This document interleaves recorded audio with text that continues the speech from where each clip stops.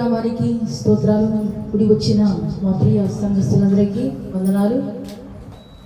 20వ దినపు కృతజ్ఞత కూడిక మరియు విజ్ఞాపన కూడికలు తీసుకొచ్చినటువంటి బిడ్డలందరినీ బట్టి సంఘపక్షాన శుభాభివందనలు తెలియజేసుకుంటూ మరి 1-2 కీర్తన ద్వారా దేవుని నామాన్ని కనపరుద్దాం. హల్లెలూయా, హల్లెలూయా, స్తోత్రం. నా ప్రాణమా కృంగియున్నావా,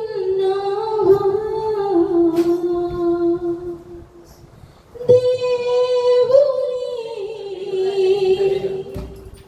మరచియుంటివా.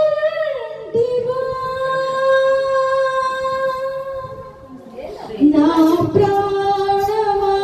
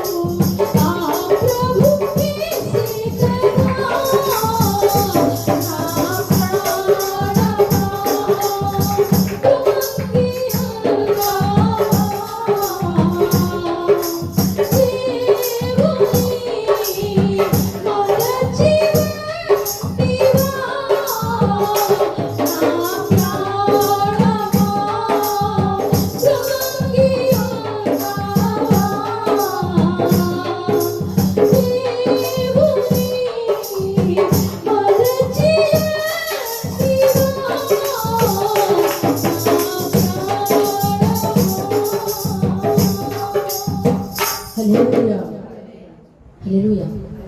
మరి కీర్తనల దేవుని నామాన్ని ఘనపరచుకుందాం. హల్లెలూయా. పరిశుద్ధ సింహాసనం నీదు నివాస స్థలము, ఈ భూమి నీ పాదపీఠం, ఈ సృష్టి నీ చేతి పని. పరిశుద్ధ సింహాసనం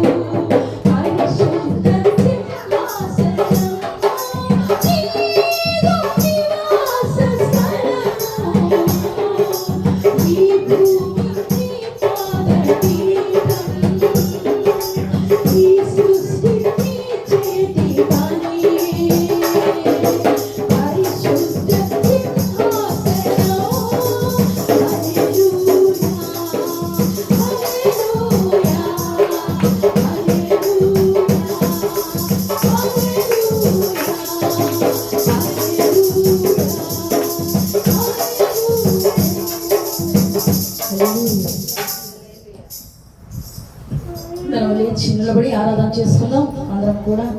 ఆయన సన్నిధులు ఆయన నామాన్ని కనపరుస్తూ హల్లెలూయా స్తోత్రం స్తోత్రం స్తోత్రం హల్లెలూయా స్తోత్రం హల్లెలూయా. ఆరాధన చేసుకుందాం ఆయన నామాన్ని కనపరుస్తూ మనందరం రెండు చేతులు ఎత్తి పరిశుద్ధ దేవుని ఈ రాత్రికాల సమయంలో 20 దినాలు మనం కాచి కాపాడినటువంటి గొప్ప దేవుని మనం ఆరాధిద్దాం. హల్లెలూయా హల్లెలూయా హల్లెలూయా హల్లెలూయా స్తోత్రం.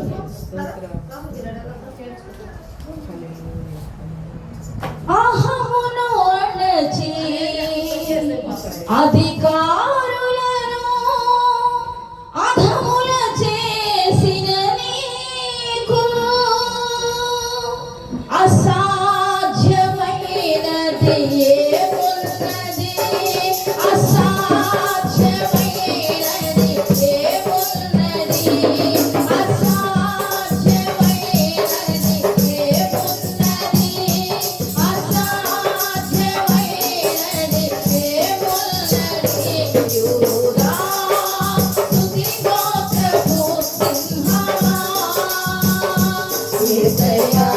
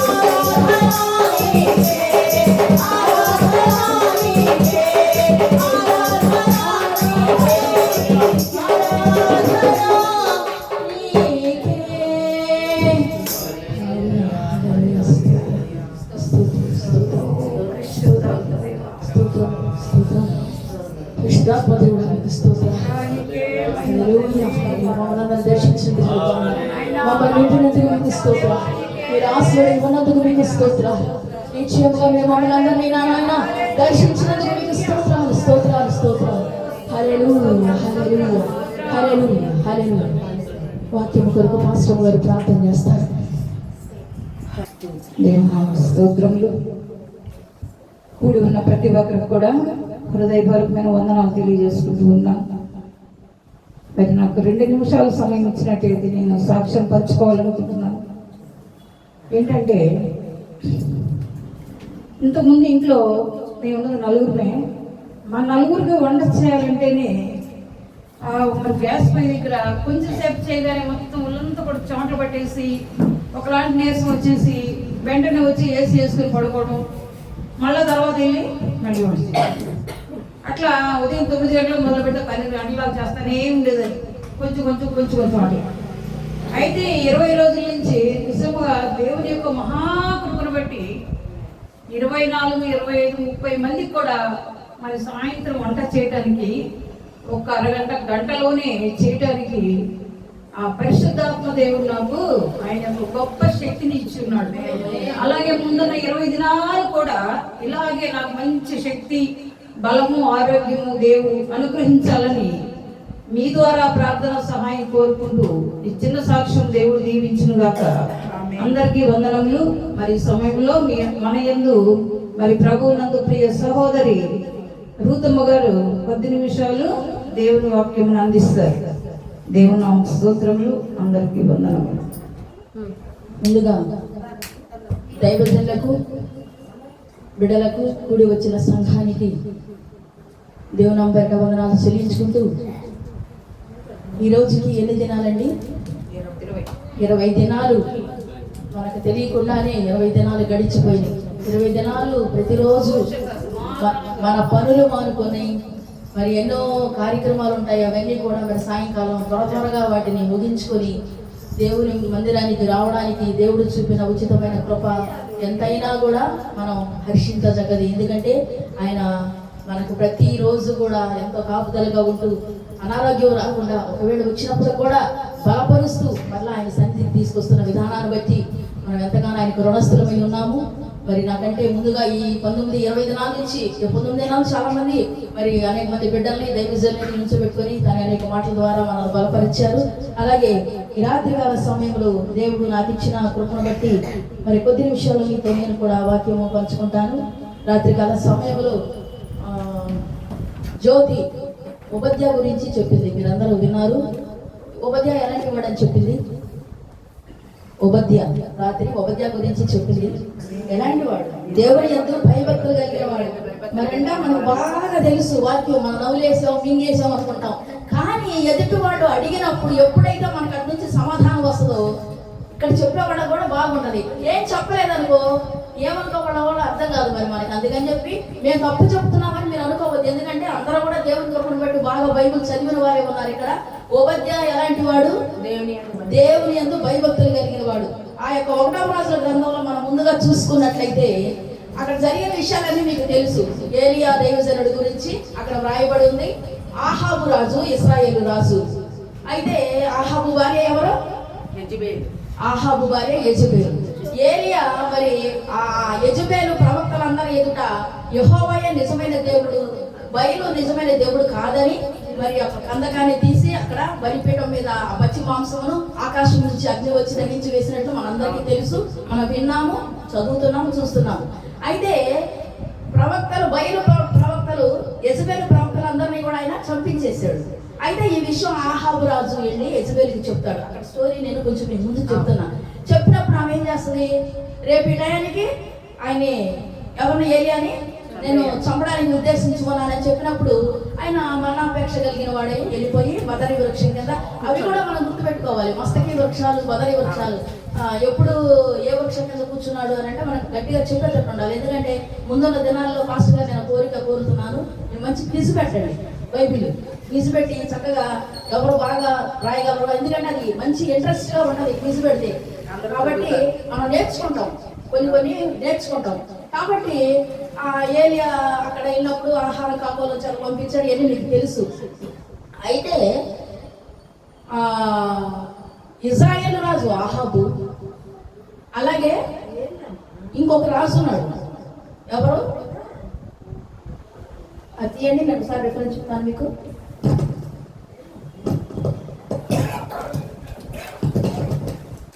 ఒకటవ రాజులు 20:28. ఒకటవ రాజులు 20:28. అప్పుడు దైవజనుడైన ఒకడు వచ్చి ఇశ్రాయేలు రాజుతో ఇట్లా, నేను యెహోవా సెలవిచ్చినదేమనగా, సిరియనులు యెహోవా కొండలకు దేవుడే గాని లోయలకు దేవుడు కాడు అనుకొందురు. అయితే నేను యెహోవానై ఉన్నానని మీరు తెలుసుకున్నట్లు ఈ గొప్ప సమూహం అంతయు నీ చేతికి అప్పగించేదను. చాలండి. ఇక్కడ ఇశ్రాయేలు రాజు ఆహాబు, బెన్హదదు అష్షూరు రాజు, ఆ సిరియనుల దండు వీళ్ళ మీద యుద్ధానికి వచ్చినప్పుడు బెన్హదదు ముందుగా చెప్తాడు, నీ భార్యలు, నీ పిల్లల్ని, నీ వెండి, నీ బంగారాలను నేను తీసుకుపోతానని ఒక మధ్యవర్తి ద్వారా, వాళ్ళకు కలిగినటువంటి మధ్యవర్తి ద్వారా కబురు చేసినప్పుడు ఇక్కడ వీళ్ళు ఏమంటున్నారంటే, ఒక దైవజనుడు ద్వారా దేవుని వాక్యము ఒక ప్రవక్త ద్వారా ఆహాబుకి చెప్తున్నాడు. వచ్చి వాళ్ళు అనుకుంటున్నారంట, సిరియనులు వీళ్ళ మీద గెలవలేక, వాళ్ళ దేవుడు కొండలకే దేవుడు, బలమైన దేవుడు, మనం గెలవలేము, మనము వాళ్ళని మైదానంలోకి రప్పించి వాళ్ళని మనం గెలుద్దామని చెప్పేసి అని చెప్తున్నారంట. ఎవరికి? రాజుకి. ఎవరికి? బెన్హదదు రాజుకి, సిరియన్.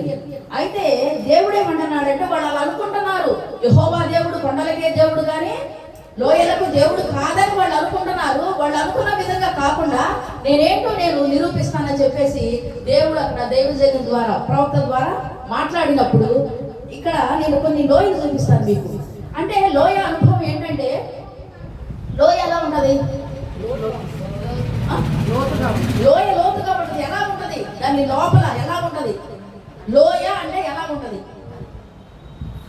కొండ ఎత్తుగా ఉంటుంది, వెలుగులో ఉంటుంది. లోయ అనుభవం అంటే చీకటి, చీకటి, చీకటి. కీర్తన, నేను రిఫరెన్స్ చెప్తా చూడండి. కీర్తన 23:4-5. కీర్తన 23.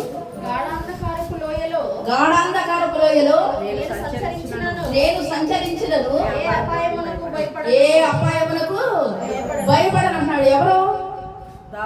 దావీదు. ఏ లోయ అంటది? గాఢాంధకారపు లోయ. లోయ కూడా కాదు, గాఢాంధకారం అంటే ఎలా ఉంటుంది? ఒకసారి లైట్ అయితే మనం తీసేసాం అనుకోండి, ఇక్కడ ఎలా ఉంటుంది? అమ్మ కన్ను పొడుచుకున్నా కూడా కనిపించట్లేదమ్మా, ఎట్లా వెళ్తాం అనుకుంటాం మనం. గాఢాంధకారపు లోయలో కూడా నేను సంచరిస్తాను, అయినా కూడా నేనేమవుతాను? ఏ అపాయమునకు భయపడను. ఏ అపాయం కూడా నేను భయపడను. అక్కడేమో లోయలో ఉండొచ్చు, మరి పెద్ద పెద్ద పురుగులు ఉండొచ్చు, విష పురుగులు ఉండొచ్చు, క్రూర జంతువులు ఉండొచ్చు, చాలా రకాలు ఉండొచ్చు. అయితే గాఢాంధకారపు లోయలో నేను సంచరించినా నేను భయపడను. ఎందుకు భయపడను? ఏమని కదా, నువ్వు నాకు తోడయ్యుందువు. ఎవరు తోడై ఉన్నారంట? దేవుడు తోడై ఉన్నాడంట. ఇంకా ఏమంటున్నాడు కిందకు వచ్చి? కర్రయు నీ దుడ్డుకర్ర నీ దండం నాకు తోడుగా ఉన్నాయి అంటున్నాడు. నిజంగా ఎంత గొప్ప విశ్వాసం అండి. మనకు కూడా అనేకమైన శ్రమలు వస్తూ ఉంటాయి. ఇప్పుడు మనం 40 దినాలు శ్రమలు పెట్టుకున్నాం, ఎందుకంటే ఆయన సిలువను జ్ఞాపకం చేసుకున్నాం. ఎందుకంటే మనకి క్రిస్మస్ రోజు ఆయన ఉయ్యాల వేసి ఊపుతాం, పాటలు పాడతాం, మళ్ళా ఆయన చనిపోయింది కూడా మనం జ్ఞాపకం చేసుకుంటాం. అంటే ఇది భూ సంబంధంగా మనుషులు సంతోషము అని జ్ఞాపకం చేసుకోవడం అంటే మరి కొన్ని రీతులుగా కొంతమంది వారి వారి అలవాట్లు 40 రోజుల్లో మానుకోవాలని చాలా రీతులుగా నిష్ఠగా ఉంటారు. అది వేరే విషయం మనకొద్దు. అయితే నేను అంటాను, 40 రోజులే శ్రమ, అసలు శ్రమ లేవా మనకి? ప్రతిరోజు శ్రమేనా? పిల్లల వల్ల శ్రమే, భర్త వల్ల శ్రమే, ఎవరి వల్ల శ్రమ, పక్కింటోడి వల్ల శ్రమ, ఆడ వల్ల లేకపోతే అప్పుల వల్ల శ్రమ, వడ్డీ వ్యాపారస్తుల ద్వారా శ్రమ. శ్రమ లేని ఎవరికి? శ్రమ లేదు, మాకు శ్రమ లేదని చెప్పమనండి ఎవరికైనా ఉందేమో. ఎంత డబ్బు కలిగిన వాళ్ళకైనా కూడా శ్రమ ఉంది. శ్రమ ఉన్నప్పుడు శ్రమనందుంటే నాకు మేలాయను అంటాడు భక్తు. అయితే మనం ఏం చేస్తున్నామంటే ఒక గొప్ప దేవుని కలిగి ఉన్నాం. ఎందుకంటే మనం నమ్ముకున్న దేవుడు గొప్ప దేవుడు. ఆయన మాట తప్పడానికి మనిషి కాదు, చెట్టు కాదు, మాను కాదు, ఆయన సజీవుడైన ఒక దేవుని కుమారుడు. అందుకే దావీదు అంటున్నాడు, గాఢాంధకార పొయ్యిలో నేను సంచరించిన ఏ అపాయానికి నేను భయపడను, నువ్వు నాకు తోడుగా ఉన్నావు. అలాగే దేవుడు మనకు తోడుగా ఉన్నప్పుడు మనం భయపడకూడదు. ఎన్ని ఉపద్రవాలు వచ్చినా కూడా నిశ్చలంగా నిలబడి ఉండాలి. అయితే ఐగుప్తు బానిసత్వం నుంచి ఆ ప్రజల్ని మోషే తీసుకొస్తున్నప్పుడు వాళ్ళు నమ్మట్లేదు కదా. ప్రతిసారి సణుగుతున్నారు, తింటున్నారు, మరి మళ్ళీ నీళ్ళు అంటే నీళ్ళు ఇస్తున్నాడు, ఆహారం లేదంటే ఆహారం ఇస్తున్నాడు, సణుగుతున్నారు, గొడుగుతున్నారు, కానీ పూర్తిగా దేవుని మీద ఆనుకోలేకపోతున్నారు, భయపడిపోతున్నారు. కానీ ముందు సముద్రం వెనక ఫరో సైన్యం ఉన్నప్పుడు కూడా ఒక అద్భుతమైన విషయం ఏంటంటే, అంటే చాలా అద్భుతాలు చేశారు అరణ్యంలో. అవన్నీ మనం చెప్పుకోవాలంటే ఎన్నో ఉన్నాయి, మీకు తెలుసు. కానీ నేను అనుకుంటా మహా అద్భుతం అనేది ఏంటంటే, ఆ ఎర్ర సముద్రాన్ని 2 పాయలుగా చేసి ఆరిన మైదానం మీద నడిపించాడు. ఎంత గొప్ప విషయం అండి. అసలు ఎప్పటికీ కూడా నిజంగా ఆ రాహాబు కూడా ఆయన గొప్ప కార్యాలు జ్ఞాపకం చేసుకునే ఆమె తన కుటుంబం వారిని ఆ వేగులు వారు వచ్చినప్పుడు వాళ్ళని మరి వాళ్ళ దగ్గర వాగ్దానం తీసుకొని ఆమె కుటుంబాన్ని, ఆమె బంధువులు రక్షించుకుంది. ఎందుకంటే మన దేవుడు గొప్ప దేవుడు. ఇక్కడ దావీదు ఏమంటున్నాడు, గాఢాంధకార పొయ్యిలో నేను సంచరించిన నేను భయపడను, నువ్వు నాకు తోడయ్యదు అంటాడు. ఇదే లోయ గుర్తుపెట్టుకోండి. ఫస్ట్ ఇది ఏ లోయ? గాఢాంధకార లోయ. మరొక లోయ చూపిస్తాను చూడండి. యెహెజ్కేలు 37:1. యెహోవా హస్తము నా మీదికి వచ్చెను. నేను ఆత్మవశుడై ఉండగా యెహోవా నన్ను తోడుకొని పోయి ఎముకలతో నిండి ఉన్న ఒక లోయలో నన్ను దింపెను. చాలు. ఇక్కడ ఏలో చూస్తున్నాం మనం, ఎముకలతో నిండి ఉన్న లోయ. అయితే ఆత్మావశుడై ఉన్నాడంట. ఎవరు? ప్రవక్త. ఆత్మావశుడై ఉన్నప్పుడు మనం కూడా ఆరాధన ఎందుకు చేస్తున్నామంటే, మనకు సమయం కొంచెం ఎక్కువైనప్పుడు కూడా ఆరాధన ఎందుకు చేయాలంటే పరిశుద్ధాత్మ దేవుని అభిషేకం కొరకు చేయాలి. ఆ పరిశుద్ధాత్మ మనం దర్శించినప్పుడు ఆయన అనేకమైన వరాలు ఇస్తాడు. ఒక్కొక్కరికి భాషలు ఇస్తాడు, ఒక్కొక్కరికి మరి ఆ యొక్క భాషలకి అర్థం చెప్పే కృపనిస్తాడు, ఒక్కొక్కరికి మరి ప్రవచన వాక్యాలు ఇస్తాడు, ఒక్కొక్కరికి దర్శనాలు ఇస్తాడు. అలా ఆ దేవుని దగ్గర నుంచి అభిషేకాన్ని పొందుకోవడం కోసమే మనం ఆరాధన చేస్తున్నాం. ఆరాధన అంటే మన దేవునికి చాలా ఇష్టం. స్తుతుల మీద ఆశీనుడు ఆయన. అయితే ఇక్కడ యెహెజ్కేలు ఆత్మావశుడై ఉన్నాడు. ఆత్మావశుడై ఉండడం అంటే ఇంకా పక్కన వాళ్ళు కళ్ళు తెరిచి చూడడం ఇలా కాదండి. పూర్తిగా మన మనస్సు, ఆత్మ, ప్రాణము, శరీరాలు 3 కూడా మనం కళ్ళు మూసుకొని ఆయన ఆరాధించినప్పుడు మనం ఖచ్చితంగా కూడా ఆ వరాలను మనం పొందుకోగలం. అలా ఆత్మవశుడై ఉన్నప్పుడు ఆయనకు దర్శనం కలిగింది. ఏం కలిగింది? ఎముకలతో నిండి ఉన్న ఒక లోయ. అయితే నేను కింద మీరు చూసుకున్నట్లయితే ఏమైంది? ఆ ఎముకలన్నీ ఒక గొప్ప సైన్య సమూహంగా మారినాయి. ఎంత గొప్ప దేవుడు అండి. హల్లెలూయా, హల్లెలూయా. మనం ముందుగా దావీదు విషయంలో గాఢాంధకార లోయలో నేను సంచరించినా నేను భయపడలేదు, ఆ దేవుడు నాకు తోడుగా ఉన్నాడని చెప్తున్నాడు. ఇక్కడ యెహెజ్కేలు ఏమంటున్నాడు? ఎముకలతో నిండి ఉన్న ఒక లోయ. అవన్నీ ఎక్కడెక్కడో చనిపోయి ఉంటారు ఎప్పుడో, చాలా ఎముకలు. అప్పటికప్పుడు అవన్నీ గడగడ ధ్వని పుట్టిందట. అన్ని కూడా అతికించబడి ఒక సైన్య సమూహంగా ఉన్నట్టుగా మనకి యొక్క పరిశుద్ధ గ్రంథంలో మరి రాయబడి ఉంది. ఇంత అద్భుతాన్ని మరి దేవుని పట్ల మనం కలిగి ఉండాలి. ఇంకొక లోయ చూపిస్తా, గుర్తుపెట్టుకోండి. ఇదే లోయ ఎముకలతో నిండిన లోయ. మరి ఒక రిఫరెన్స్ చూపిస్తా. యెహోషువ 10వ అధ్యాయము 12వ వచనం. యెహోషువ యెహోవా ఇశ్రాయేలీయుల ఎదుట అమోరీయులను అప్పగించిన దినమున ఇశ్రాయేలీయులు వినుచుండగా యెహోషువ యెహోవాకు ప్రార్థన చేసెను. సూర్యుడా నువ్వు గిబియోనులో నిలువుము, చంద్రుడా అయ్యాలోను లోయలో నిలువుము. చదువమ్మా. జనులు తమ శత్రువుల మీద పగ తీర్చుకొని వరకు సూర్యుడు నిలిచెను, చంద్రుడు ఆగెను. హల్లెలూయా హల్లెలూయా. ఏంటండి ఎంత గొప్ప గొప్ప కార్యాలు చేసిన దేవుడు మనం పెట్టుకొని అయ్యో అయ్యో అనుకుంటా కుంగిపోతున్నాం. కృంగుబాటు అనేది మనకి ఎవడో వాడే కల్పిస్తాడు. పాస్టర్ గారు ఇప్పుడు చెప్తారు, సైతాను, దురాత్మ. ఎందుకంటే ఈ ఖాళీగా కూర్చుందిగా ఇంకా గుర్తు తీసుకొద్దాం. అదిగో అప్పుడు అటు జరిగింది, ఇదిగో ఇప్పుడు ఇటు జరిగింది, ఈ పక్కన వాళ్ళు ఇట్లా అన్నారు, నీ కొడుకు ఇలా అన్నాడు, నీ భర్త ఇలాగ అన్నాడు, నిన్న వాళ్ళు అట్లా అన్నారు, నీ ఆస్తి అంతా పోయింది, నీకేమి లేదు, ఎందుకు కూర్చున్నావు ఊరకనే నువ్వు. ఎందుకంటే వాడికి దేవుడి నుంచి వేరు చేయడమే వాడి యొక్క ప్రణాళిక. అది కూడా బాగా ప్రార్థనలో ఉన్న వాడిని ఎలాగ పక్క తీయాలనే వాడి ప్రణాళిక. కాబట్టి మనం ఏంటంటే ఇంత అద్భుతాలు చేసిన దేవుడు ఏమని వాడు యుద్ధం చేస్తున్నప్పుడు సూర్యుడు చంద్రుడు ఆగిపోయాడు. అలాంటి కార్యం చేసింది ఇంకెప్పుడు కూడా జరగలేదు, ఇంకా చూడలేదని కూడా రాస్తుంది పరిశుద్ధ గ్రంథంలో. ఏ లోయ అది? అయ్యాలోను లోయ. నిజంగా ఇంత గొప్ప దేవుడు అండి. నిజంగా లోయ అనుభవం అంటే వాళ్ళు అనుకుంటున్నారు మైదానంలోకి వచ్చేస్తే మనం చంపేద్దాం వీళ్ళందరినీ అని అనుకున్నారు, కానీ ఏం అవ్వలేదు. దేవుడు కొండలకి దేవుడే, యెహోవా దేవుడు లోయలకి కూడా దేవుడే. దేవుడు ఉన్నవాళ్ళకి దేవుడే, లేనోళ్ళకి దేవుడే, తీసివేయబడి వాడికి, దరిద్రులకి, దీనులకి అందరూ దేవుడే. ఆ దేవుడే ఒక దేవుడు, ఆ ఒక్క దేవుడే పరిశుద్ధాత్మ దేవుడు, యేసుక్రీస్తును నరుడు. హల్లెలూయా. ఇదే లోయ. ముందే లోయ చెప్పుకున్నాం మనం, గాఢాంధకారపు లోయ. రెండోది ఎముకలతో నిండిన లోయ. మూడోది అయ్యాలోను లోయ. ఇంకోటి యెహోషువ, అదే యెహోషువ గ్రంథం 7వ అధ్యాయం 24వ వచనం చదువుకుందాం. తరువాత యెహోషువయు ఇశ్రాయేలీయులందరూ జరహు కుమారుడైన ఆకానును, ఆ వెండిని, ఆ పై వస్త్రమును, ఆ బంగారు కమ్మిని, ఆకారు కుమారులను, కుమార్తెలను, ఎద్దులను, గాడిదలను, మందలను, డేరాను వానికి కలిగిన సమస్తమును పట్టుకొని ఆకోరు లోయలోనికి తీసుకొని వచ్చి. అప్పుడు యెహోషువ నీవేళ మమ్మను బాధపరిచితివి, నేడు యెహోవా చదువు. ఇశ్రాయేలీయులందరూ రాళ్లతో చావగొట్టిరి. ఆకారు ఏం చేశాడు? శపించబడిన వాటిలోంచి తీసుకొచ్చుకొని దాచిపెట్టుకున్నాడు. పైపెచ్చు అడుగుతుంటే ఏం చెప్తున్నాడు? ఏం తీసుకురాలా? ఇదిగో బంగారు కమ్మె, షేనారు వస్త్రం, ఇంకోటి ఏంటన్నా బంగారు కమ్మె, షేనారు వస్త్రం,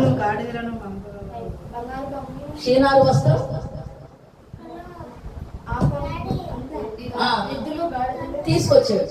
తీసుకొచ్చుకొని అంటే దేవుడు ఏంటంటే ఎంత బంగారమైనా ఎంత వెండైనా కూడా శపించబడి దాంట్లో నుంచి కొంచెం కూడా తెచ్చుకోవద్దని చెప్పాడు. చెప్పినప్పుడు దేవుని మాట వినాలి కదా. ఆకాను చేసిన ఒక పనికి అక్కడ మరి పాప చదివినట్లు ఎద్దులు, గాడిదలు, భార్య, బిడ్డలు, బంధువులు అందరూ కూడా అతను చేసిన పాపానికి బలైపోయారు. ఏం తప్పు చేశారు వాళ్ళు? వాళ్ళకి అసలు తెలియదు. పసిబిడ్డలు, చిన్నపిల్లలు కూడా అందరినీ కూడా తీసుకెళ్ళి అక్కడ ఆకోరు లోయలో రాళ్ళు వేసి చంపారంట. నాకు చాలా బాధేస్తుంది ఈ విషయం విన్నప్పుడు. ఎందుకంటే తప్పు చేసింది ఆకారు. బిడ్డలు ఏం చేశారు? నోరులే పశువులు ఏం చేసినాయి. కానీ దేవుడు అలా, మన దేవుడు క్షమించే దేవుడు కాదు. ఎందుకంటే అది శపితమైంది.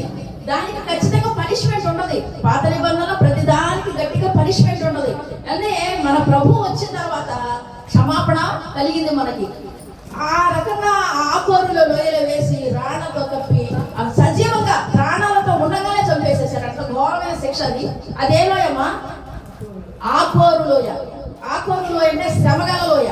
ఆ శ్రమగల లోయలో ఆ రీతిగా ఆకారు చేసినటువంటి ఆ యొక్క శపితమైనటువంటి వాటిని తీసుకొచ్చినందుకు వారి కుటుంబాన్ని, వారి కలిగిన సమస్తాన్ని, డేరాని అంటే ఆయన నివాసాన్ని కూడా ఆ రాళ్లతో వేసి కొట్టినట్లుగా మనం చూస్తున్నాం. అయితే అది ఆకోరు లోయ. ఆకోరు లోయ అంటే శ్రమగల లోయ. అందులో శ్రమ కలిగింది. కాబట్టి ఇక రాత్రికాల సమయంలో నేను ఇంకొక విషయం చెప్పి ముగిస్తాను. 2వ దినవృత్తాంతంలో రెఫరెన్స్ అక్కడ యెహోషువను మనం చూసినట్లయితే, యెహోషాపాతు రాజును చూసినట్లయితే మనం అది బెరాకా లోయ, బాకా లోయ అనమాట. అంటే స్తుతిగల లోయ. బెరాకా అంటే స్తుతిగల లోయలోనికి మరి దేవుడు తీసుకెళ్ళినట్లు అక్కడ యెహోషాపాతుతో కూడా దేవుడు ఉండి జయమిచ్చి వారికి విజయాన్ని ఇచ్చిన దేవుడిగా ఉన్నాడు. ఎందుకంటే ఈ రాత్రికాల సమయంలో మరి మనం ఎన్ని లోయలు చెప్పుకున్నాం? గాఢాంధకారపు లోయ, ఎముకలతో నిండిన లోయ, అయ్యాలోను లోయ, ఆకోరు లోయ, చివరగా బెరాకా లోయ. బెరాకా లోయ రిఫరెన్స్ చెప్తాను, ఇంటి దగ్గర చదువుకోండి. 2వ దినవృత్తాంతాలు 25-26లో ఉంది యెహోషాపాతు రాజుల గురించి. కాబట్టి రాత్రికాల సమయంలో మరి నేనేమంటానంటే లోయ వంటి సమస్యలు, గాఢాంధకారపు సమస్యలు, ఆకోరు లోయ వంటి సమస్యలు, ఎన్నో సమస్యలు మన జీవితాల్లో, మన కుటుంబాల్లో ఏలుబడి చేస్తూ ఉంటాయి. కానీ ఎవరు తోడుగా ఉన్నారు మనకి? దేవుడు తోడుగా ఉన్నాడు. ఆయన దుడ్డు కర్ర దండము మనకు తోడుగా ఉన్నాయి. ఆయన మనకు తోడుంటే లోకంలో మనకి ఏది అక్కర్లేదు, అసలు మనకేమి వద్దు. అయితే ఏంటంటే యేసన్న గారు కూడా అంటారు, మరంట ఆయనతో పెనవేసుకుపోయాడంట యేసన్న గారు. బంధం, ఈ బంధము మన బంధము విడదీయగలరా ఎవరైనాను అని అంటే ఎంతగా పెనవేసుకుపోయాడు దేవునితో. అలాగే మనం కూడా భక్తి చేస్తున్నాము, మేము భక్తి చేస్తున్నాం, మేము భక్తి పనులమే, మాకంతా తెలుసు అని మనం ఎప్పుడు కూడా అనుకోకూడదు. ఎందుకంటే మనం దేవునితో ఎప్పుడైతే మమేకమై అంటే పెనవేసుకుపోయిన అనుభవంలో ఉంటామో, దేవుడు కొండలకే దేవుడు కాదు కానీ లోయలకు కూడా దేవుడే. ఎందుకంటే విజయాన్ని ఇచ్చే దేవుడు. ఆ సిరియల దన్నంతటిని కూడా వారి మీద విజయాన్ని ఇచ్చాడు.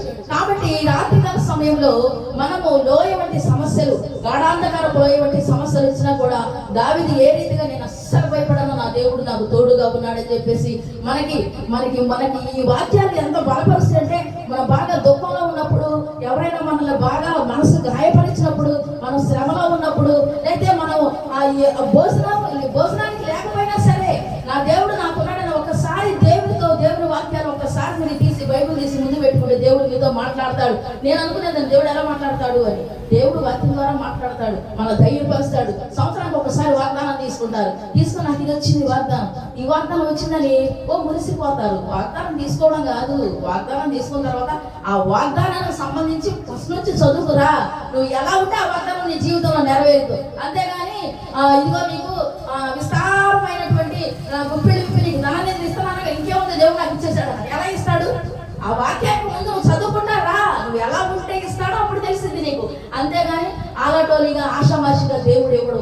ఎంతో కష్టపడాలి. కష్టపడితే మోకాళ్ళ ప్రార్థన, అన్నిటి ప్రార్థన మనం చెయ్యాలి.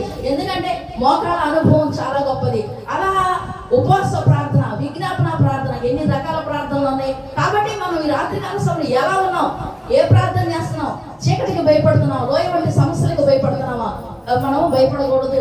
దేవుడు అన్నాడు, గాఢాంధకారపు లోయలను సంచరించినా నేను భయపడను, నీ దుడ్డు కన్నా నాకు దండం తోడుగా నేను దావీదు గారు చెప్పినట్లుగా ఈ రాత్రికాల సమయంలో మన జీవితాల్లో లోయ వంటి ఎన్నో సమస్యలు, చీకటి గాఢాంధకారం వంటి ఎన్నో సమస్యలు మనం వెంబడించినప్పుడు కూడా గొప్ప దేవుడు మనకు తోడుగా ఉన్నాడు. కాబట్టి ఈ రాత్రికాల సమయంలో దేవుడు ఈ యొక్క వాక్యం ద్వారా మనల్ని ధైర్యపరిచి బలపరిచి ముందున్న దినాల్లో మనం తీసుకెళ్ళి మనకు సాక్షులుగా నిలబెట్టుకోవాలి. నిజమే, ఈ దినం నేను ఎప్పుడో చీకట్లో ఉన్న నన్ను దేవుడు తన యొక్క వెలుగులోకి తీసుకొచ్చాడు, ఆయన గుణాన్ని ప్రచురించాడు అని చెప్పేసి మనం అందరం కూడా ఆయన సన్నిధిలో మనం ప్రార్థనే చేయాలి. ప్రార్థన వాక్యము 2 రెక్కలు. మేము బాగా ప్రార్థన చేద్దాం అంటే కుదరదు. ఒంటి రెక్కతో ఎగరలేం కదా. వాక్యం చదువుతామన్నా కూడా ప్రయోజనం లేదు. వాక్యము ప్రార్థన రెండు రెక్కలు. ఈ 2 రెక్కలతో నువ్వు బలం కలిగి ఎప్పుడైతే ఎగురుతావు ఉన్నావో దేవుడు ఇప్పుడు అప్పుడు ఎప్పుడు కూడా నిన్న నేడు నిరంతరం ఏకరీతిగా ఉన్న దేవుడు కాబట్టి ఆ గొప్ప దేవుడు మీకు నాకు సంఘానికి కుటుంబానికి దైవజనులందరికీ కూడా మరి యొక్క క్షేమస్థితిని కలగజేసి రానున్న దినాల మన సాక్షిగా నిలబెట్టుకును గాక. దేవుడి కొద్ది వాక్యాన్ని దీవించును గాక. ఆమేన్. యేసయ్యకి మహిమ కలుగును గాక. మీ అందరికీ వందనాలండి. దేవుడి నామాన్ని బట్టి, యేసయ్య నామాన్ని బట్టి ప్రభు నడిపింపులో చాలా చక్కగా అద్భుతముగా బిడ్డ చెప్పి ఉంది. పరిశుద్ధాత్మ దేవుడు నడిపించి ఉన్నాడండి. అంటే మనం దేనికి కూడా భయపడాల్సిన అవసరం లేదు. నేనున్నాను అని దేవుడు మనతో బిడ్డతో చెప్పించున్నాడు. బిడ్డని దేవుడు దీవించును గాక. మనందరం కూడా ఈ వాక్యం విని ఏ విషయంలో కూడా మనం భయపడకూడదండి. అది ఎంత గాఢాంధకారపు లోయైనా ఇంకా ఏదైనా సరే ఆయన మనల్ని నడిపిస్తానికి నిరంతరం మనతో ఉన్నాడని జ్ఞాపకం పెట్టుకోండి. చక్కని వాక్యముని యేసయ్య పరిశుద్ధాత్మ దేవుడు చెప్పించి ఉన్నాడు. యేసయ్యకి మహిమ కలుగును గాక. దేవుడి వాక్యమును దీవించును గాక. రెండు మాటలు మనం మాట్లాడుకొని వాక్య భాగంలోకి వెళ్దాం. రోజు చెప్తున్నాను, దయచేసి ఎవరు ఏమనుకోవద్దండి. అసలు మనం ముందుగా పెట్టుకుందే ఈ 40 రోజులు కృతజ్ఞత కూడిక మనం మందిరం కొరకు పెట్టుకుని ఉన్నాం. దేవుడు నాకు అద్భుతమైన రీతిలో పెద్ద మందిరం కట్టించి తాళం చెవిరిచ్చాడు. ఆ దానికోసమే మనం కృతజ్ఞత కూడిక ఈ 40 రోజులు పెట్టుకుని ఉన్నాం. మీలో ఎవరైనా సరే ఈ సందేశాన్ని కనుక ఇది ఉంటే నాకు చూపించిన యేసయ్య మీతో కూడా మాట్లాడితే మీరు ఎవరైనా సరే మందిరం కడతానికి సహాయం చేస్తానికి ముందుకు రావచ్చండి. దేవుడి దీవెనలను పొందవచ్చు. ఎందుకంటే చాలా మంది అనుకుంటా ఉంటారు, దేవుడి పైన అంత విశ్వాసం ఉన్నప్పుడు మమ్మల్ని ఎందుకు అడగాలని. ఈ కార్యం కూడా దేవుడే చెప్పమన్నాడు. దేనికంటే దేవుడి బిడ్డలకి నేను కూడా దేవుడి మందిరంలో చెయ్యాలి అని దేవుడు ప్రేరేపణ చేస్తేనే, దేవుడు మాట్లాడితేనే మామూలు ఎవరు కూడా సహాయం చేయవలసిన అవసరం లేదు. ఎందుకంటే మన దేవుడు సర్వశక్తి కలిగిన దేవుడు, సర్వాధికారి అయిన దేవుడు, సర్వ సృష్టిని సృష్టించిన దేవుడు. సమస్తము ఆయనే చేయగలడనే పరిపూర్ణ విశ్వాసం గలవాడిని నేను. ఎందుకంటే నేను ఆయన మీతో మాట్లాడతాడు, నాకు చూపించిన దేవుడు మీతో ఖచ్చితంగా మాట్లాడతాడనే ఆలోచనతోనే దేవుడు పరిశుద్ధాత్మ దేవుడు చెప్పిస్తున్నాడు. మీరు ఎవరైనా విని దైవ దీవెనలు మాకు కావాలి అని దేవుడు ప్రేరేపణ కనుక ఉంటే మీరు ఎవరైనా సరే మన చర్చి కడతానికి డొనేషన్ చేయించండి. యూట్యూబ్ లో మన సందేశంలో కింద స్క్రోలింగ్ వస్తూ ఉంటుంది, QR కోడ్ ఉంది. ఎవరైనా సరే దానికి డొనేషన్ చేయవచ్చు. డొనేషన్ చేసిన వారు ఎవరైనా సరే కింద ఫోన్ నెంబర్లో కూడా వస్తూ ఉంటాయి. మాకు ఫోన్ చేసి మీ అడ్రస్ చెప్పి మీ పేర్లు కనుక చెప్తే మీకోసం మీ కుటుంబం కోసం ప్రతిరోజు ప్రార్థనలో పెడతాం జరుగుతుందండి. యేసయ్యకి మహిమ కలుగును గాక. మన వాక్య భాగంలోకి వెళ్దాం. ఈరోజు మన అంశము సమస్తము చేయగల దేవుడండి. ఎలాంటి దేవుడు అంటే ఆయనే సమస్తమై ఉన్నాడు గనక సమస్తము చేయగలిగిన దేవుడు మన దేవుడు. ఇది అది అని కాదు, అనేక విధాలైన సమస్త వరాలు, సమస్త దీవెనలు మొత్తం కూడా ఆయన మాత్రమే చేయగలడు.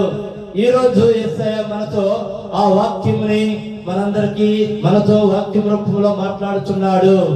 దయచేసి హెబ్రీలకు 2వ అధ్యాయము 3 చదవండి. 2వ అధ్యాయము 3వ వచనం చదవండి. హెబ్రీలకు 2వ అధ్యాయము 3వ వచనం.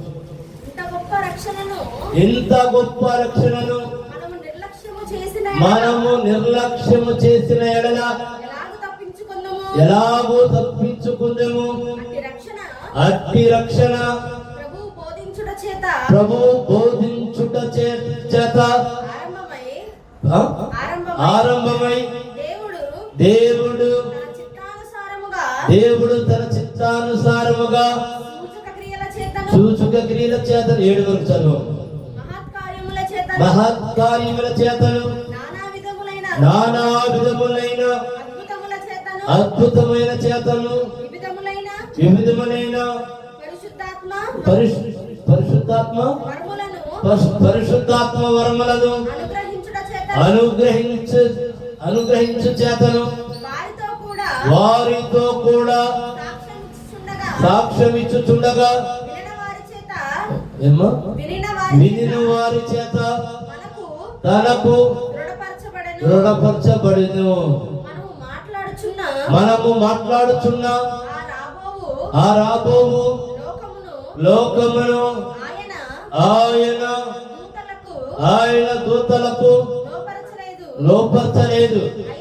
అయితే ఒకడు ఒక చోట ఇలాగున దృఢముగా సాక్ష్యమిచ్చుచున్నాడు. నీవు మనిషిని జ్ఞాపకము చేసుకున్నటకు వాడు ఏ పాటి వాడు? నీవు నరపుత్రుని దర్శించుటకు వాడు ఏ పాటి వాడు? నీవు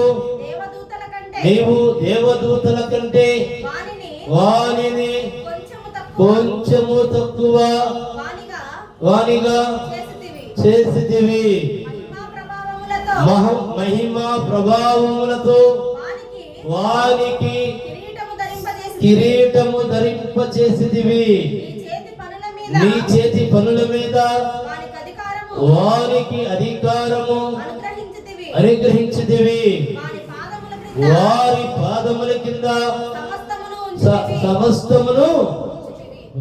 చూడండి, దేవుడు ఎంత గొప్ప మాటలు మాట్లాడుతున్నాడు. మనకే మొత్తం అధికారం ఇచ్చి ఉన్నాడు. ఆయన నామములో మనకి మొత్తం అధికారం ఇచ్చి ఉన్నాడు. నువ్వు అవునంటే అవునే, కాదంటే కాదు. దేనికంటే ఆయన మనకి అధికారం ఇచ్చి ఉన్నాడు. సమస్తం దేని కింద ఉంది? మన పాదాల కింద కాదా? అందుకే ఆయన కృపావరాలు ఎలాంటి నానా విధాలు. ఇంకొకసారి ప్రశ్న చదవమ్మా. ఇంత గొప్ప రక్షణను మనము నిర్లక్ష్యము చేసిన ఎడల ఒక్క నిమిషం. అంటే చూడండి, ఆయన రక్షిస్తానికి మన కోసం వస్తే మానవులైన మనం ఏం చేస్తున్నాం? నిర్లక్ష్యం చేస్తున్నాం. ఎవరు ఎంతవరకు వస్తున్నారు? వాక్యం విందాం, ప్రార్థనలో జీవిద్దాం, మన కుటుంబాన్ని రక్షించుకుందాం, దేవుడు మన కొరకు వచ్చి ఉన్నాడు అని ఎవరైనా ఆలకిస్తున్నారా? ఎవరైనా చూస్తున్నారా? ఎవరి వాళ్ళు తప్పించుకుంటానికి, ప్రార్థనకు రావడానికే టైం ఉండదు. మిగతా అన్ని పనులకు టైం ఉంటుంది. చక్కగా మనం టీవీ చూస్తానికి టైం ఉంటుంది, టీవీలో వస్తున్న సినిమాలు చూస్తానికి టైం ఉంటుంది, సీరియల్ చూస్తానికి టైం ఉంటుంది. మన ఫ్రెండ్స్ కనుక వస్తే వాళ్ళతో టైం గడపడానికి మనకు టైం ఉంటుంది. ఎక్కడ టైం ఉండదు, ఎక్కడ తప్పించుకొని చూస్తే ఇంకోసారి చదువు ఫస్ట్ నుండి. ఇంత గొప్ప రక్షణను మనం నిర్లక్ష్యం అంటే ఏంటి? దేవుడి సన్నిధానానికి వెళ్దాంలే, మన దేవుడేగా, మన దేవుడు మనం ఆలోకిస్తాడే, మనం ఎప్పుడైనా ప్రార్థన చేయొచ్చు అనే ఆలోచన తప్పు అని ఇక్కడ బోధిస్తుంది వాక్యం. అసలు మన వాక్యాన్ని నిర్లక్ష్యం చేయకూడదండి. మిగతా అన్ని పనులు కూడా మనం పక్కన పెట్టేసి దేనికి పరిగెత్తి రావాలి? ఇంత గొప్ప రక్షణని పొందుకోవడానికి రావాలి. ఇంకోసారి చదవమ్మా.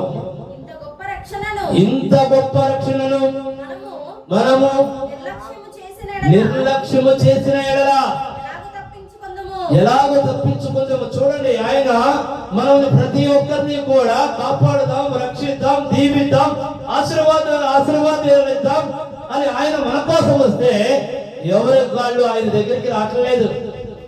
దేనికి? మేము సొంతగా బ్రతికేస్తాం. వేసే లేకుండా మనం బ్రతకగలుగుతామా? ఆయన లేకుండా, ఆయన దీవెన లేకుండా, ఆయన కృప లేకుండా, ఆయన మనతో లేకుండా మనం ఏమాత్రం ముందుకు వెళ్ళగలుగుతామా? వెళ్ళలేమండి. దయచేసి ప్రతి ఒక్కరూ ప్రార్థనకి ముందుగా మనం టైం ఇద్దాం. ఎందుకనగా ప్రార్థన మనల్ని నడిపిస్తుంది, ప్రార్థన మన స్థితి మారుస్తుంది, ప్రార్థన మన జీవితానికి తోడై ఉంటుంది. అన్నిట్లకి మనకి రక్షణగా మన యేసయ్య ఉంటాడు. ఇంకా ముందుకెళ్ళమ్మా. అట్టి రక్షణ ప్రభువు బోధించుట చేత ఆరంభమై చాలు. ఆయన బోధిస్తానికి వచ్చాడు. మన యేసయ్య ఎందుకు వచ్చాడు? ప్రతి బిడ్డని ఆయన వాక్యం ద్వారా బోధించి రక్షించి కాపాడి ఆయన ఏ బిడ్డ నశించిపోకుండా బోధిస్తానికి వచ్చాడు. కానీ ఎవరు ఆలోచించుతున్నారు? ఇంకా ముందుకెళ్ళము. దేవుడు తన చిత్తానుసారముగా చూడండి, సూచక క్రియల చేతను. ఒక్క నిమిషం, సూచక క్రియలేండి చెప్పండి. ఆయన నామములో ఎవరు ఏమి ప్రార్థన చేసినా అక్కడ సూచక క్రియలు, అద్భుతాలు, స్వస్థతలు, బాధలు, ఇబ్బందులు, సమస్యలు అవన్నీ కూడా చేస్తానికి మనకి దేవుడు అధికారం ఇచ్చాడు. ఇక ముందుకెళ్ళము. మహత్కార్యముల చేతను నానా విధములైన అద్భుతాలు ఇవన్నీ ఎందుకు చేస్తున్నాడు? ఇవన్నీ నాలోనే ఉన్నాయి. మీరు ఎక్కడికి వెళ్ళాల్సిన అవసరం లేదు, మీరు ఎక్కడ తిరగాల్సిన అవసరం లేదు. మీకు సూచక క్రియలు కావాలా, అద్భుతాలు కావాలా, స్వస్థతలు కావాలా, వరాలు కావాలా, దీవులు కావాలా, ఐశ్వర్యం కావాలా, ఏది కావాలన్నా నాలోనే ఉన్నాయి, నా దగ్గరికి రండి అని దేవుడు వాక్యం రూపంలో ఈ రోజున మనతో మాట్లాడుతున్నాడు. ఎందుకంటే అన్ని కూడా ఎవరిలో ఉన్నాయి? యేసయ్యలోనే ఉన్నాయి కాదా? కానీ అపవాది ఎప్పటికప్పుడు మనల్ని దెబ్బతీస్తుంది. దయచేసి గమనించండి. ఈ ఆలోచన విధాన్ని దెబ్బతీస్తుంది, మన నడకని దెబ్బతీస్తుంది. అసలు నువ్వు ప్రార్థన చేస్తే నీకేం జరిగింది చెప్పని కూడా అడిగింది.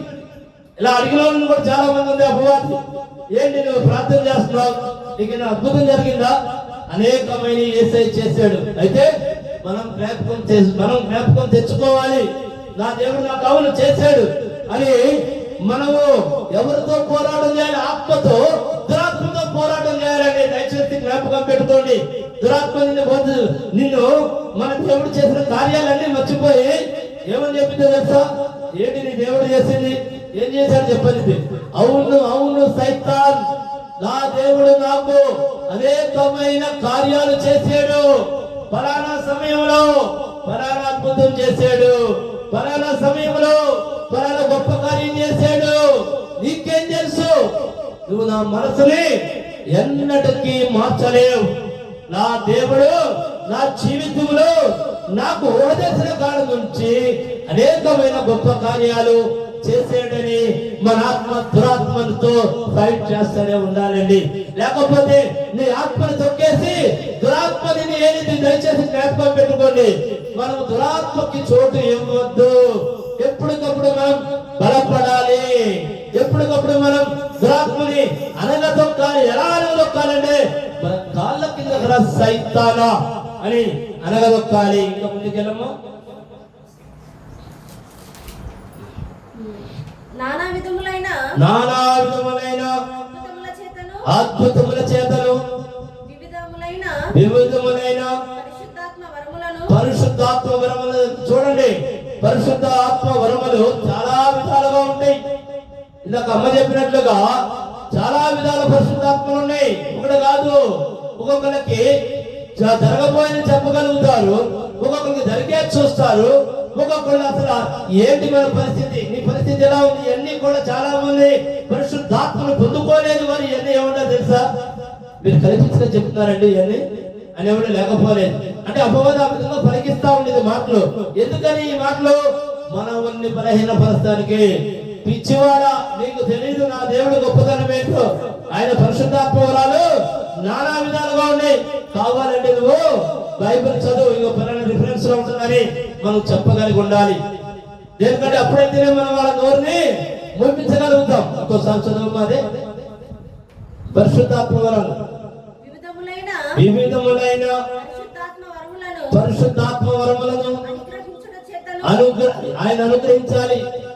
ఆయన అనుగ్రహిస్తేనే గాని మనకి ఎన్ని లభిస్తాయి. ఆయన అనుగ్రహించాలంటే మనం ఆయనకి ఇష్టకరమైన బిడ్డలుగా జీవించాలి. కష్టకరమైన బిడ్డలుగా మనం ఉండకూడదండి. చదువు. వారితో కూడా సాక్ష్యం ఇచ్చుచుండగా వినిన వారి చేత మనకు దృఢపరచబడింది. అంటే మనం వింటే ఏం జరిగింది? ప్రార్థనా శక్తిని మనం నమ్ముతాం. ప్రార్థనలో శక్తి ఉంది, పరిశుద్ధాత్మలో శక్తి ఉంది.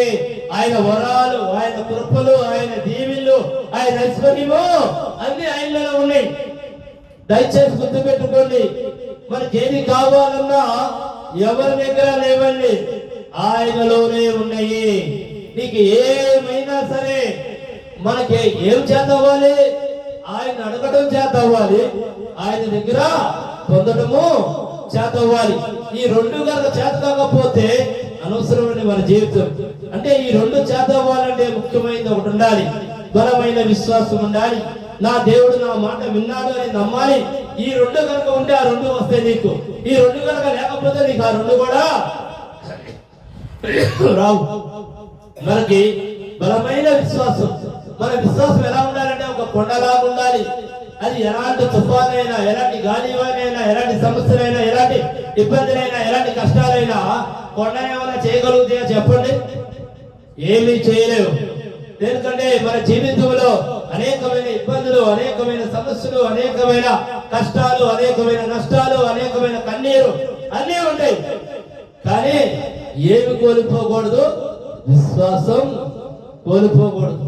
మన మనుషులం కనుక అవన్నీ మన మీదకి వస్తాయి, కానీ మనం ఏమీ చేయలేము. మనలో విశ్వాసం ఉంటే జ్ఞాపకం పెట్టుకోండి. ఇంకా ముందుకెళ్ళమ్మా. మనము మాట్లాడుచున్న ఆ రాబోవు లోకమును ఆయన దూతలకు లోపరచలేదు. అయితే ఒకడు ఒక చోట ఇలాగున దృఢముగా సాక్ష్యమిచ్చుచున్నాడు. నీవు మనిషిని జ్ఞాపకం చేసుకున్నటకు. చూడండి, దేవదేవుడు మనల్ని జ్ఞాపకం చేసుకున్నటకు మనం ఏపాటి వాళ్ళము? కానీ ఆయనకి బిడ్డలం మనం కాదా? ఆయనతో సృష్టించబడ్డ వాళ్ళము. మనం ఆయన మర్చిపోతాడా? కాబట్టి ఆయన ప్రతి క్షణము జ్ఞాపకం చేసుకుంటాడు. ఈ విషయాన్ని మనం మర్చిపోకూడదు. దేనికంటే నన్ను ప్రతి క్షణము జ్ఞాపకం చేసుకున్నటకు నా దేవుడు ఉన్నాడు. నా కష్టం ఏందో చూస్తున్నాడు, నా బాధ ఏందో చూస్తున్నాడు, నా ఇబ్బంది ఏందో చూస్తున్నాడు, నా సమస్య ఏందో చూస్తున్నాడు. కాబట్టి ఇవన్నీ కూడా నా దేవుడు తీసివేస్తాడు అని బలమైన విశ్వాసంతో ఉండండి. ఇంకా చదవమా. నీవు నరపుత్రుని దర్శించుటకు. చూడండి, అంటే ఆయన నీ దగ్గర కూడా వస్తా అని చెప్తున్నాడు. దర్శిస్తామంటే ఏంటి చెప్పండి? మనం ఒక దగ్గరికి ఎవరి దగ్గర వెళ్ళాం, అయ్యా నిన్ను దర్శించడానికి వచ్చాం అంటే నేను చూస్తానికి వచ్చాం కదా.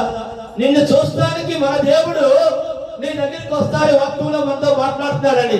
ఇంత గొప్ప దేవుడు మనకు ఉండగా నమ్మకం ఎందుకుండలేదండి? అందరిలో నమ్మకం ఎందుకు కోల్పోతుంది? ఇవన్నీ కూడా అపవాది చేసే పనులు దయచేసి గుర్తుపెట్టుకోండి.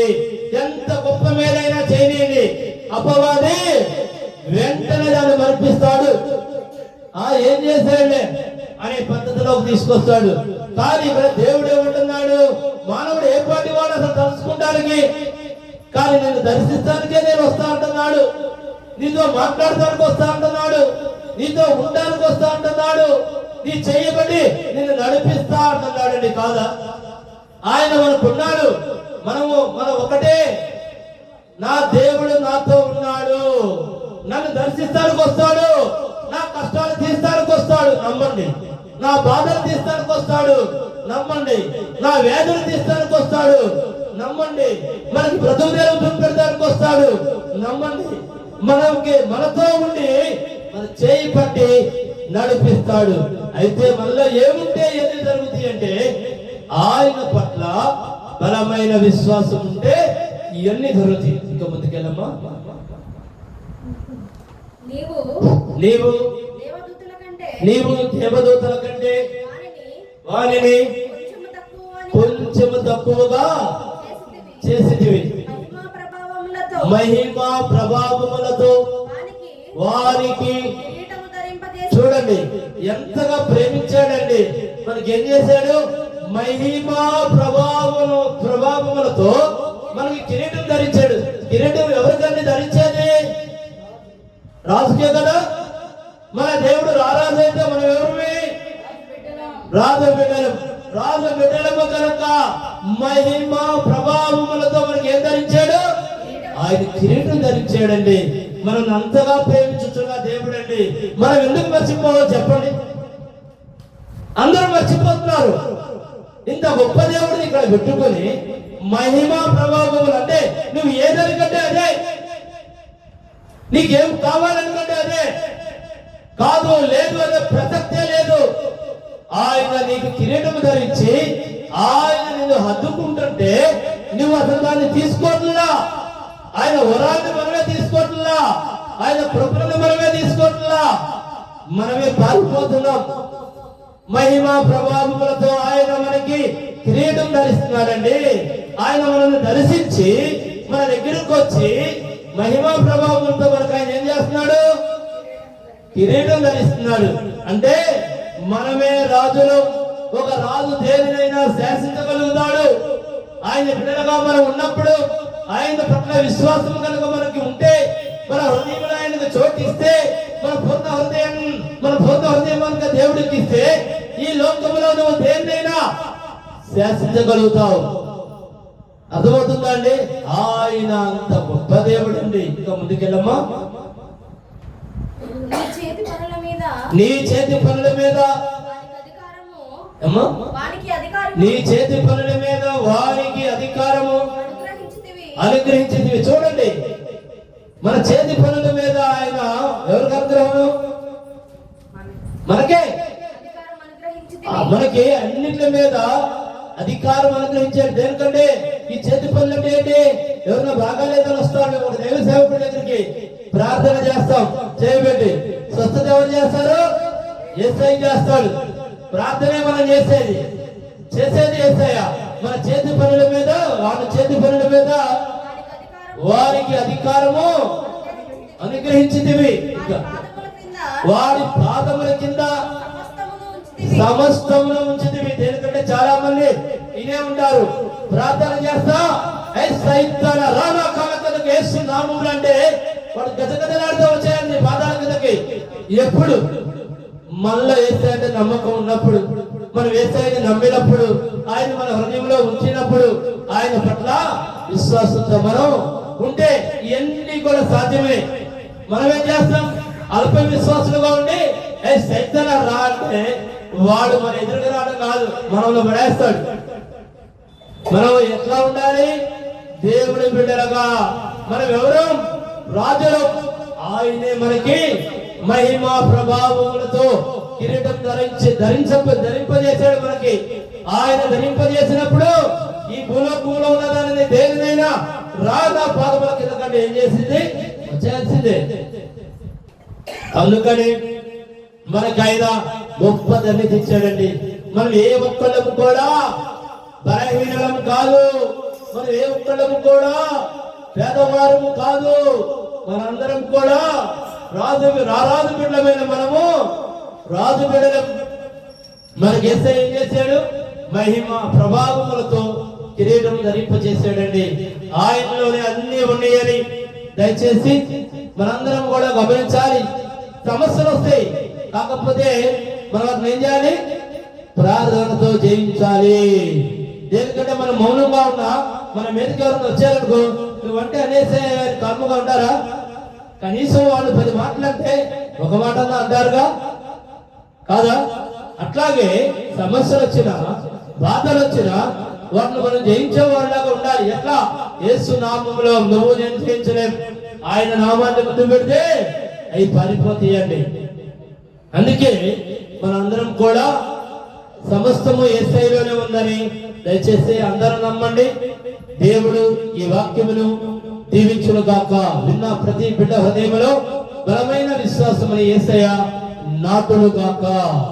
దయచేసి మీలో ప్రేరేపణ గలవారు ఎవరైనా 7 ప్రార్థన చేయించండి మన మందిరం కొరకు. ఈ రోజు చెప్తున్న వాక్యము, ఈ సందేశం, ఈ వాక్యం ఉన్న ప్రతి బిడ్డలో నాటబడటానికి, మందిరానికి వచ్చిన ప్రతి బిడ్డ సంతోషముగా, ఆనందముగా దేవుడు యొక్క దీవెనల కొరకు అందరూ అందరూ కలిసి ప్రార్థన చేసుకుందాం. యేసుకి మహిమ కలుగును గాక. ఆమేన్.